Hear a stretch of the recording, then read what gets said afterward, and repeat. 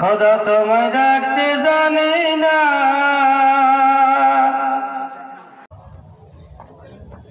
وقال تعالى في شان حبيبه إن الله وملائكته يصلون على النبي يا أيها الذين آمنوا صلوا عليه وسلموا تسليما درود إبراهيم জবান করে সকলে পড়ি আল্লাহুম্মা সাল্লি আলা মুহাম্মাদিন ওয়া আলা আলি মুহাম্মাদ কামা সাল্লাইতা আলা ইব্রাহিম ওয়া আলা আলি ইব্রাহিম ইন্নাকা হামিদুম মাজিদ اللهم بارك على محمد وعلى آل محمد كما باركت على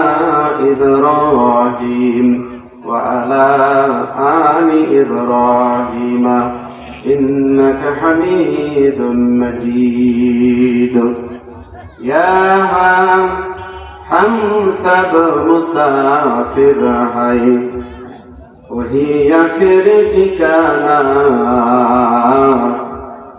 कोई आगे रवाना है कोई पीछे रवाना। আলহামদুলিল্লাহ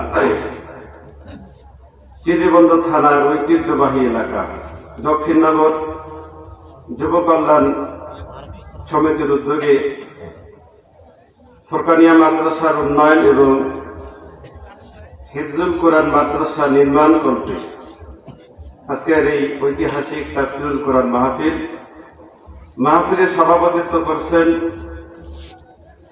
এই যুগ এবং জাতির শ্রেষ্ঠ রাহবার বিশিষ্ট শিক্ষাবিদ শিক্ষাগুরু আমাদের আজকের সভাপতি জনাব মাওলানা মোহাম্মদ আহসান হাবিব, অধ্যক্ষ আটর ফাজিল মাদ্রাসা সদর দিনাজপুর, বারাকাল্লাহু ফি হায়াতি, সকলে বলেন আল্লাহুম্মা আমিন। সহ সভাপতিত্ব করবার কথা অত আসেননি আমাদের অত্র এলাকার খ্যাতিমান আলেম বিশিষ্ট আলেমে দ্বীন হযরত মাওলানা রফিকুল ইসলাম সাহেব, বারাকাল্লাহু ফি হায়াতি, সকলে বলেন আল্লাহুম্মা আমিন। সহকারী অধ্যাপক নান্দাই দারুল হুদা কামিল মাদ্রাসা, প্রধান অতিথি হিসাবে উপস্থিত থাকবার কথা জনাব মোহাম্মদ মিজানুর রহমান, সৌরভ এন্টারপ্রাইজ চিরিবন্দর প্রধান অধ্যাপক, অত্র ইউনিয়নের আমাদের বর্তমান চেয়ারম্যান প্রধান অধ্যাপক জনাব আবু হায়দার লিটন এবং বিশেষ অতিথিবৃন্দ, আমন্ত্রিত অতিথিবৃন্দ। হুশ এদের ফিরে আসবে না। কবে আসবে? কবে হুশ ফিরে আসবে? সুতরাং যদি বদদোয়া নিতে না চান, বিশ্বনবী সাল্লাল্লাহু আলাইহি সাল্লাম মামলা দায়ের করবেন ওই শ্রেণীর মানুষদের উপরে। হাসরের মাঠে এক শ্রেণীর মানুষের বিরুদ্ধে বিশ্বনবী সাল্লাল্লাহু আলাইহি সাল্লাম দাঁড়িয়ে যাবেন। বিশ্বনবী সাল্লাল্লাহু আলাইহি সাল্লাম বলবেন وقال الرسول يا رب إن قوم اتخذوا هذا القرآن مهجورا। আল্লাহু আকবার। বিশ্বনবী সাল্লাল্লাহু আলাইহি সাল্লাম সেদিন ওই শ্রেণীর মানুষগুলোর জন্য, মানুষগুলোর বিরুদ্ধে তিনি আল্লাহ রব্বুল আলামিনের দরবারে দাঁড়িয়ে যাবেন। রব্বুল আলামিন আপনার বান্দাদের মধ্যে, আমার উম্মতের মধ্যে কতিপয় উম্মত, আমার কওমের মধ্যে কতিপয় মানুষগুলো কি করেছিল, তারা নিজে কোরআনের কথা শুনেনি, কোরআনের আমল করেনি। যেখানে কোরআনের মাহফিল হয়েছিল তারা নিজেরাও বসেনি, নিজেরাও শুনেনি, অন্যদেরকে শুনতে দেয়নি, সহযোগিতা করেনি। এই কোরআনুল কারীমটাকে দুনিয়ার জীবনে তারা প্রলাপ সাব্যস্ত করেছিল, তুচ্ছ তাচ্ছিল্য মনে করেছিল। কথা বলে ঠিক না বেঠিক? কি মনে করেছে যারা এই মাহফিল ছেড়ে বাজারে যারা তাদের গলার আওয়াজ আসতেছে, এই যে কোরআনের যেখানে আলোচনা হয়, কোরআন যেখানে তেলাওয়াত হয়, আসছে যারা চিল্লাহুল্লা করে, আওয়াজ কণ্ঠের আওয়াজ আছে, কোরআনের আওয়াজকে স্তব্ধ করে দিয়ে যারা বাজার ঘুরে ফিরে করতেছে, এবার আপনি বলেন বিশ্বনবী তাদের বিরুদ্ধে মামলা দিবেন? কার এমন সাহস আছে? কার বড় আমল আছে বিশ্বনবী যাদের বিরুদ্ধে মামলা দিবেন ওই মানুষটির স্থান কোথায় হবে হাসরের মাঠে? জোরে বলেন। হিসাব লাগবে যে নবীর সাফায়েত ছাড়া এক চুল পরিমাণ কেউ নাজাত পাবে না, কারো সাধ্যে জুটবে না। সেই নবী সাল্লাল্লাহু আলাইহি সাল্লাম সেদিন মামলা দিবেন, অভিযোগ দায়ের করবেন। এক কথায় ওই ব্যক্তির নাজাত পাওয়ার কোনো উপায় থাকবে না। অতএব সুতরাং আসেন, কুরআন এটা কারো ব্যক্তিগত কারো সম্পদ নয়, কথা বলে ঠিক না? এটা হলো বিশ্ব মানবতার জন্য, এটা হলো রহমত। জোরে বলুন সুবহানাল্লাহ। আল্লাহ রাব্বুল আলামিন বলেন, কুল বিফাদলিল্লাহি ওয়া বিরাহমাতিহি ফাবিযালিকা ফালইফরাহু ওয়া খায়রুম মিম্মা ইয়াজমাউন। বলে আল্লাহু আকবার। আল্লাহ রাব্বুল আলামিন বলেন, ও নবী আপনি বলে দিন এই দুনিয়ার মানুষগুলো, আপনি বলে দিন যারা দুনিয়ার বাড়ি গাড়ি ধন সম্পদ টাকা পয়সা নারী বাড়ি ছেলে সন্তান চাকরি ব্যবসা ক্ষমতা রাজত্ব সব কিছু দুনিয়ার ধন সম্পদ পেয়ে যারা আনন্দ করতেছে, যারা উল্লাসে মেতে গেছে, আমি আল্লাহকে যারা ভুলে গেছে, নবীর আদর্শকে ভুলে গেছে, দিন ভুলে গেছে, জীবন ব্যবস্থা ভুলে গেছে, কুরআন থেকে যারা বিমুখ, রাসূলের আদর্শ থেকে যারা বিমুখ, দুনিয়ার সম্পদ নিয়ে বাড়ি গাড়ি নিয়ে টাকা পয়সা নিয়ে ছেলে সন্তান নিয়ে চাকরি বাকরি নিয়ে যারা ব্যস্ত হয়ে পড়েছে, আসলে এরকম মানুষ নামাজ পড়ার সময় পায় না। তারা আনন্দ করতেছে, কত বড় আনন্দ, আমার ছেলে চাকরি করে বেতন পায় ৯,০০০ আর ইনকাম হলো ৩০,০০০। আছে না নাই? কি আনন্দ, কামাই ভালো, কত আনন্দ করতেছে। আল্লাহ বলেন, নবী আপনি বলে দিন এই মানুষগুলোকে বলে দিন এই দুনিয়ার আনন্দটা কিছুই না, বরং ওই মানুষগুলোর সব থেকে বেশি আনন্দিত হওয়া উচিত আমি আল্লাহ রাব্বুল আলামিন তাদের উপরে যে রহমত দান করেছি, যে নিয়ামত দিয়েছি, যে ফজল করেছি, যে অনুগ্রহ দান করেছি, সেটা হলো আল্লাহর কোরআনুল কারীম। এই কোরআনুল কারীমটাকে তাদের দুনিয়াতে আনন্দ করা উচিত। এটা হলো সব থেকে বিশ্ববাসীর জন্য, বিশ্ব মানবতার জন্য আমার আসমানি সব থেকে বড় নিয়ামত হলো কোরআনুল কারীম। আল্লাহু আকবার। বলছিলাম বিশ্বনবী সাল্লাল্লাহু আলাইহি ওয়াসাল্লাম বলেছেন, মাজলিসি ফিকহিন খায়রুম মিন ইবাদাতি সিত্তিনা সানা। দ্বীনি ইলম শিক্ষার সামান্যতম সময় এরকম মাজলিসে যদি কেউ সময় দেয়, খায়রুম মিন ইবাদাতি সিত্তিনা সানা, একজন মানুষ ৬০ বছর ধরে নফল ইবাদত করবে। কত বছর? ৬০ বছর। ৬০ বছর নফল ইবাদতের থেকে এই সামান্যতম সময়, কতটা সময় থাকবো? বড় ২-৩ ঘন্টা বসে থাকবো। এই সময়টুকুনের দাম মূল্য হলো ওই ৬০ বছর নফল ইবাদতের থেকে বেশি উত্তম। জোরে বলেন সুবহানাল্লাহ। খুশি না বাজার? কাজে লাগবে। ওই যে ভিডিও আছে, এই ভিডিওটা সেদিন মুসিবতের দিনে যদি আপনি আমি বিপদে পড়ে যাই, এই সামান্যতম সময় ভালো কাজ করার কারণে এই ভিডিওটা তো দেখানো হবে, আপনার আমার আমলনামা তো দেখানো হবে সেদিন। এটা যেমন চালু আছে, আল্লাহ রাব্বুল আলামিন আপনার আমার দৈনিক দিনের প্রত্যেকটি কর্মসূচি, প্রত্যেকটি কর্মকাণ্ড কোথায় বেশি সমালোচনা করলাম, কার সমালোচনা করলাম, কার গীবত করলাম, ভালো কাজ করলাম, ভালো উপদেশ দিলাম, মানুষকে সৎ কাজের আদেশ করলাম, অসৎ কাজ থেকে নিষেধ করলাম, যা কিছু করেছি, মিথ্যা সাক্ষ্য দিলাম, ঘুষ খেলাম, ঘুষ নিলাম, সুদ খেলাম, আর কিছু যা কিছু করি না কেন প্রত্যেকটি আমলনামা সেদিন আপনাকে আমাকে দেখানো হবে ভিডিও আকারে। সেদিন এই রেকর্ডটা একটু পরে চালু করলে আবার চালু হয়ে যাবে। ১ বছর, ২ বছর, ১০, ২০ বছর, ১০০ বছর পরও এটা থেকে যাবে। ঠিক এমনি করে প্রত্যেকটি মানুষের আমলনামা সেদিন দেখানো হবে। কোন আমল যদি সেদিন কোনো আপনার কাজে না আসে, হতে পারে আজকের এই মাহফিলটা আপনার আমার জন্য জীবনের জন্য নাজাতের ওসিলা হতে পারে। ধরে বলেন সুবহানাল্লাহ। পারে কিনা? আল্লাহ তাআলা বলেছেন, মা ইয়ালফিযু মিন কাওলিন ইল্লা লাদাইহি রাকীবুন আতীদ। বলেন আল্লাহু আকবার। মানুষের প্রত্যেকটি কথা কাজ রেকর্ড করা হয়, ভিডিও করা হয়। এই যে বসে আছি এখানে ভালো কাজে, কোরআনের মাহফিলে বসেছি, এটা কি রেকর্ড হচ্ছে না? কথা বলেন হচ্ছে কিনা? অবশ্য আল্লাহ নিয়োজিত যে ফেরেশতা আছেন তারা কিন্তু রেকর্ড করতেছেন। জীবনের কোন আমল যদি কাজে না লাগে, হতে পারে তো নাজাতের ওসিলাই মাহফিল। কথা বলে ঠিক না বেঠিক? সম্মানিত দিনী ভাইরা, আজকে সর্বপ্রথমে শুকরিয়া আদায় করছি সেই মহান আল্লাহ তাআলার, যে আল্লাহ তাআলা আমাদেরকে দয়া করে এই জান্নাতের বাগানে আসার, বসার, কিছু কথা বলার, শোনার সুযোগ করে দিয়েছেন। এই জন্য শুকরিয়া। জবান খুলে বলছি আলহামদুলিল্লাহ। দরুদ বর্ষিত হোক বিশ্ব মানবতার মুক্তির কান্ডারী বিশ্ব সভার সভাপতি জনাব মুহাম্মদ রাসূলুল্লাহ সাল্লাল্লাহু আলাইহি সাল্লামের উপর লাখো কোটি দরুদ এবং সালাম। আল্লাহুম্মা সাল্লি আলাইহি আল্লাহুম্মা বারিক আলাইহি। সম্মানিত দিনী ভাইরা, এই কোরআনুল কারীম বিশ্ব মানবতার জন্য হেদায়েত, রহমত। কথা বলেন ঠিক না বেঠিক? কোরআনে এমন কিছু নেই, এমন কিছু বাত নেই যার বর্ণনা কোরআনে নেই। সুবহানাল্লাহ বলবেন না?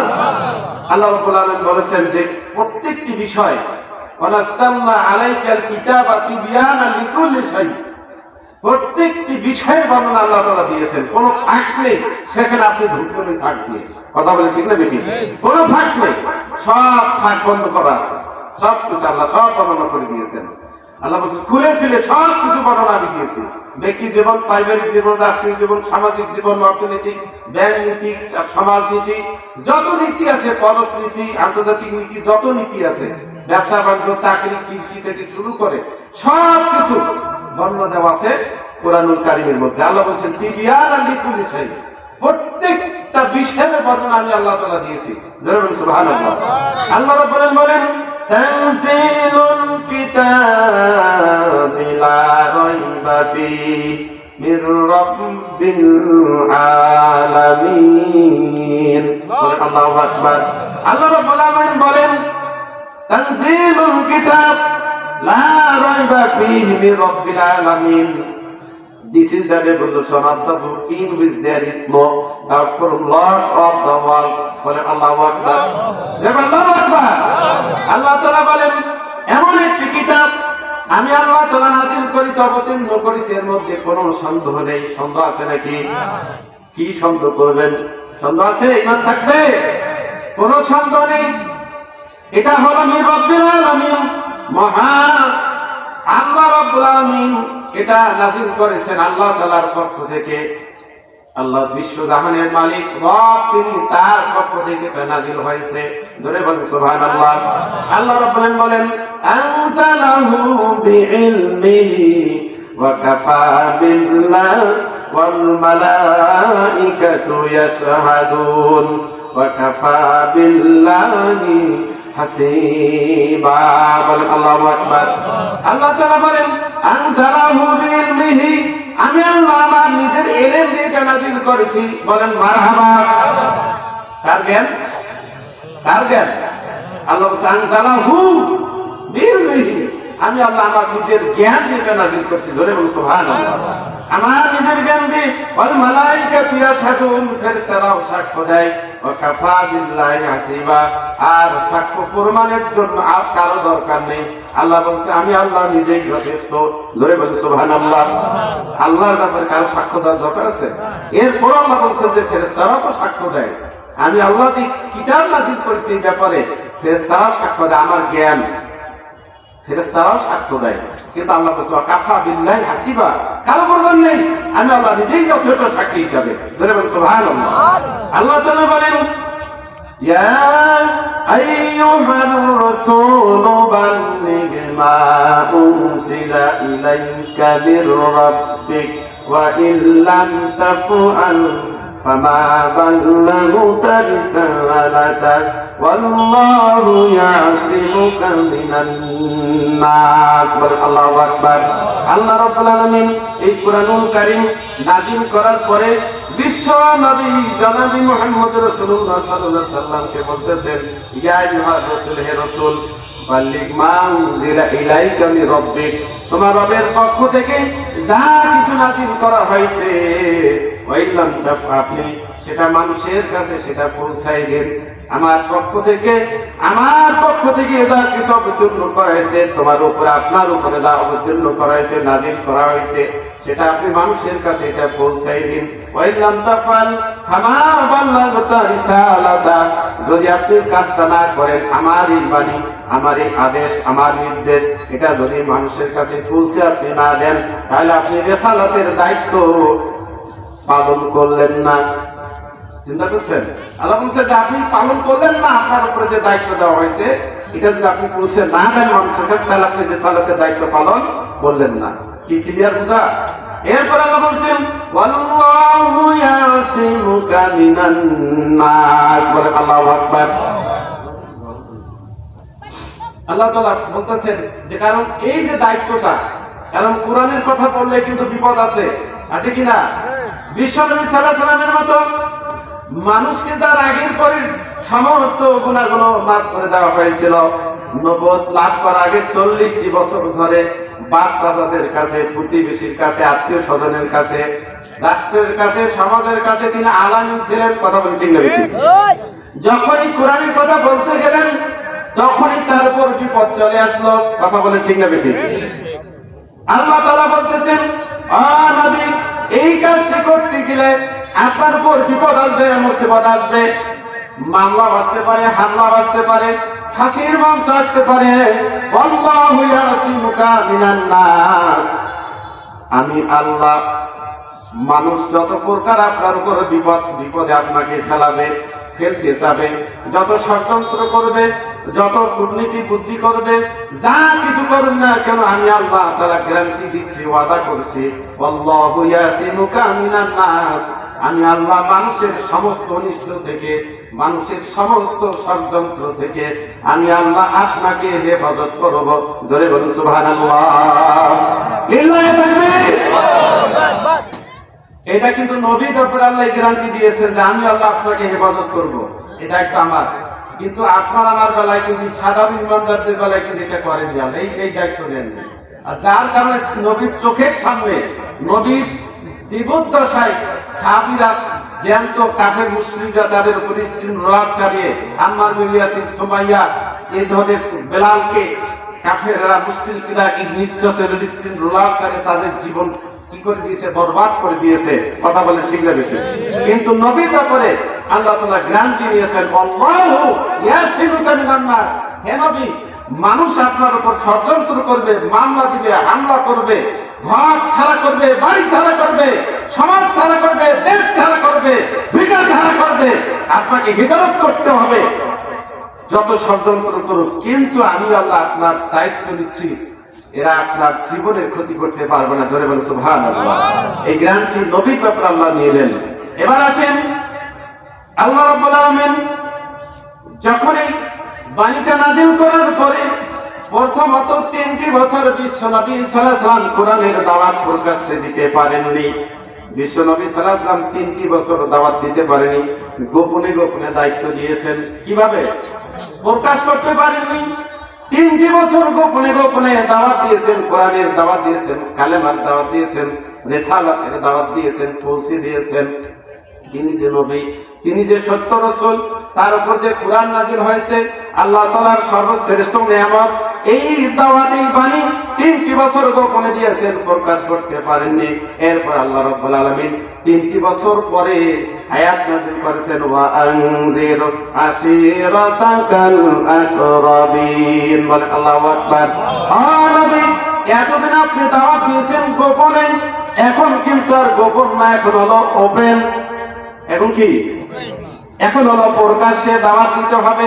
এই যখন আয়াত যখন নাযিল হলো, নবী গো, এবার আপনি আপনার আত্মীয় স্বজনদেরকে, নিকট আত্মীয়দেরকে, আপনার প্রতিবেশী, পাড়া প্রতিবেশী, বাপ চাচা প্রতিবেশী যারা আছে, তাদেরকে আপনি দাওয়াত দেন, আমার বাণী তাদের কাছে আপনি পৌঁছে দেন, তাদেরকে আপনি সতর্ক করেন। যারা বলেন সুবহানাল্লাহ।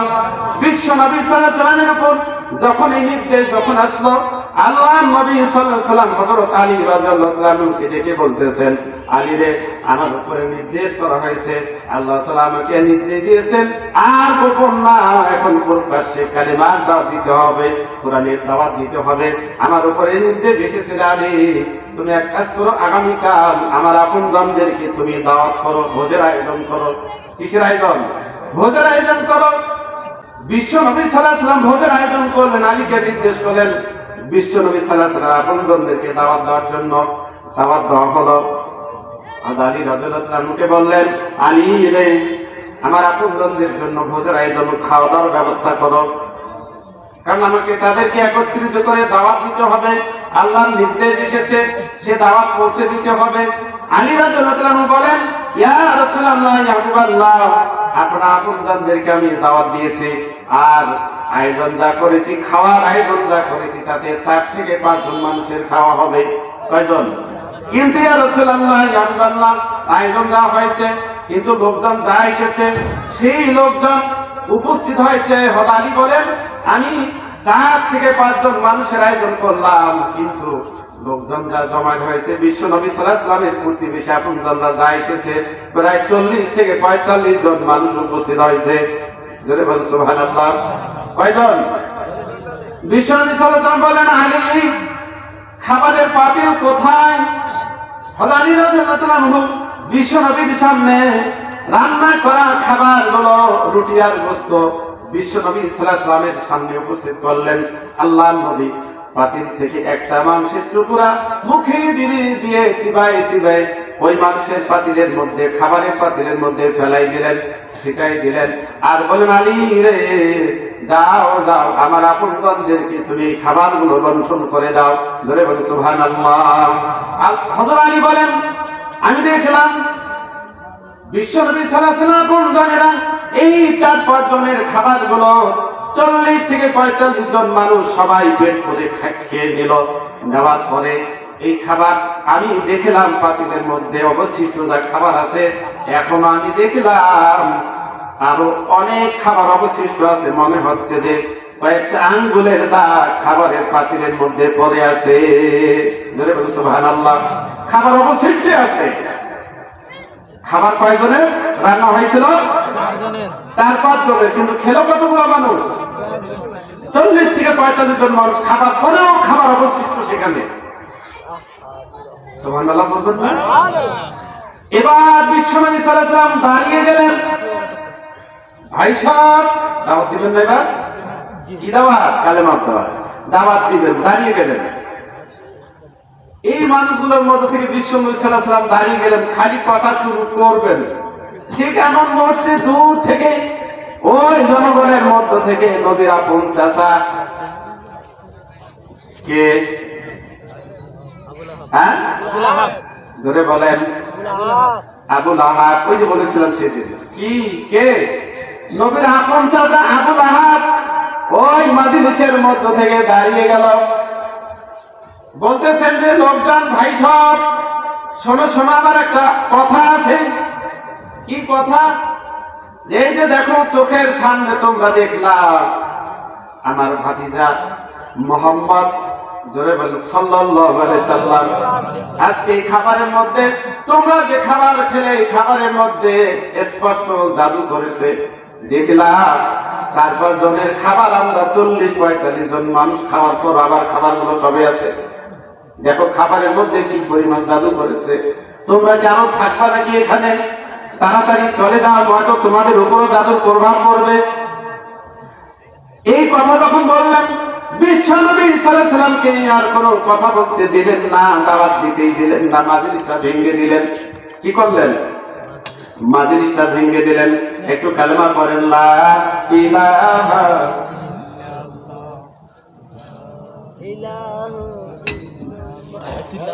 একটু পড়েন, লা ইলাহা। সামনে ফাঁকা জায়গা, পিছনে জায়গা হচ্ছে না। মা বোনেরা, আপনাদের প্যান্ডেলে জায়গা হচ্ছে না, আমি তো দেখতে পাচ্ছি না, তবে যারা স্বেচ্ছাসেবক আছেন তারা খবর পেল আপনাদের জায়গা হচ্ছে না, সামনে জায়গা আছে, একটু চাপাচাপি হয়ে যারা পিছনে আসছেন তাদেরকে একটু জায়গা করে দেন, মেহেরবানি করে একটু জায়গা করে দেন। শীতের দিন চাপাচাপি হয়ে বসলে লাভ আছে, কথা বলেন ঠিক না বেশি? কারণ ঠান্ডা লাগতো না। আল্লাহর খাস রহমত, দিনের বেলায় যে পরিমাণ শীত ছিল, ঠান্ডা ছিল, এখন কিন্তু ওই পরিমাণ ঠান্ডা নেই, কথা বলেন ঠিক না বেশি? আল্লাহর খাস রহমত এই মাহফিলের উপর হয়েছে। যারা বলেন আলহামদুলিল্লাহ। এত সুন্দর আবহাওয়া আল্লাহ তাআলার খাস মেহেরবানি। আর জায়গাটা আমরা পেয়েছি, মারহাবা, ধরে বলে মারহাবা। ধন্যবাদ জানাচ্ছি আয়োজক বৃন্দদেরকে, সুন্দর একটা আয়োজন করেছেন, আলহামদুলিল্লাহ। বলছিলাম বিশ্ব নবী সাল্লাল্লাহু আলাইহি ওয়াসাল্লাম দাওয়াত দিতে পারলেন না, মাহফিলটা ভেঙে দিলেন ওই দিন। আবার আল্লাহর নবী ডাক দিয়ে বলছেন, আলী ওয়ানজির আশিরাতাকাল আকরাবিন, বলে আল্লাহু আকবার। আলী রে, আল্লাহ আমাকে নির্দেশ করেছেন আমার আপনজনদেরকে দাওয়াত দিতে, কোরআনের বাণী পৌঁছে দিতে, আল্লাহ নির্দেশ পৌঁছে দেওয়ার জন্য নির্দেশ করেছেন। আলী তুমি এক কাজ করো, আবার আগামীকাল আমার আপনজনদেরকে দাওয়াতের ব্যবস্থা করো আর ভোজের আয়োজন করো। আলী বলেন, ইয়া রাসূলুল্লাহ, আমি বললাম পরের দিনে, দ্বিতীয় দিনে আবার তিনি তার আপনজনদেরকে ডাকলেন। সেদিনও কিন্তু দ্বিতীয় দিনে 40 থেকে 45 জন মানুষ উপস্থিত হলো। আর খাবারের আয়োজন করা হয়েছে, সেদিনও কিন্তু 4-5 জনের খাবার। আল্লাহর নবী আবার পূর্বের দিনের মতো বললেন, একটা মাংসের টুকরা হাত মুখে নিয়ে বিশ্বনবী সাল্লাল্লাহু আলাইহি ওয়াসাল্লাম চিবায় খাদ্যের পাতিলের মধ্যে দিয়ে দিলেন। আর আলীকে বলেন, আলী যাও আবার আপনজনদের খাবারগুলো বন্টন করে দাও। সমস্ত লোকজন খাওয়ার পরে, 4-5 জনের খাবার পরে অবশিষ্ট পাতিলের মধ্যে আরো অবশিষ্ট সমস্ত খাবারই থাকলো। আলী বলেন, মনে হয় আল্লাহর নবী দেখলেন, আমি দেখলাম যে মনে হয় কয়েকটা আঙ্গুলের দাগ শুধু খাবারের উপর দেখা যায়, তাছাড়া সমস্ত খাবারগুলো অবশিষ্ট থাকলো। জোরে বলেন সুবহানাল্লাহ। খাবার শেষে, দাওয়াত খাওয়ার পরে বিশ্ব নবী সাল্লাল্লাহু আলাইহি ওয়াসাল্লাম তারা আপনজনদেরকে এবার দাঁড়িয়ে গেলেন দাওয়াত দেওয়ার জন্য, কথা বলার জন্য। আল্লাহর নবী দাঁড়িয়ে গেলেন, দাঁড়িয়ে যে বলতেছেন, ও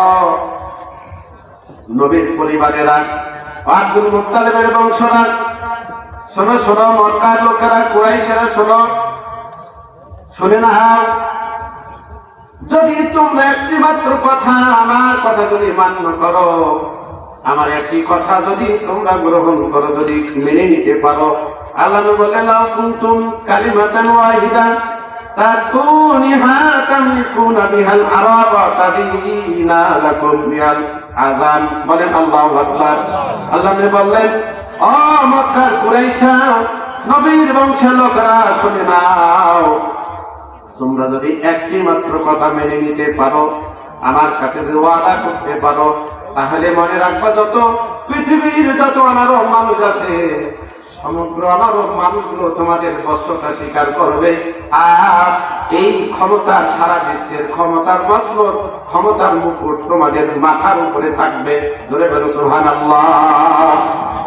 যখন এই ক্ষমতার কথা বলেছে, সমস্ত শক্তি, পাওয়ার, সব কিছু তোমাদের উপরে থাকবে, এই কথা যখন আল্লাহ বললেন, সঙ্গে সঙ্গে আবু লাহাব আবার দাঁড়িয়ে গেছে। কে দাঁড়িয়ে গেছে? আবু লাহাব কালকে কিন্তু মাহফিল করতে দেয় নাই, কথা বলতে দেয় আল্লাহ নবীকে, মাহফিলটা ভেঙে তছনছ করে দিল। আর যখন এই দ্বিতীয় দিন ঘোষণা দিল যে একটি মাত্র কথা যদি মেনে নিতে পারো, একটি কথা যদি ওয়াদা করতে পারো, মেনে নিতে যদি পারো, তো সমগ্র আনারব, যত আনারব আছে, সবাই তোমার বংশতা স্বীকার করবে, আর ক্ষমতার মস্তক তোমাদের কাছে থাকবে। কেউ কেড়ে নিতে পারবে না।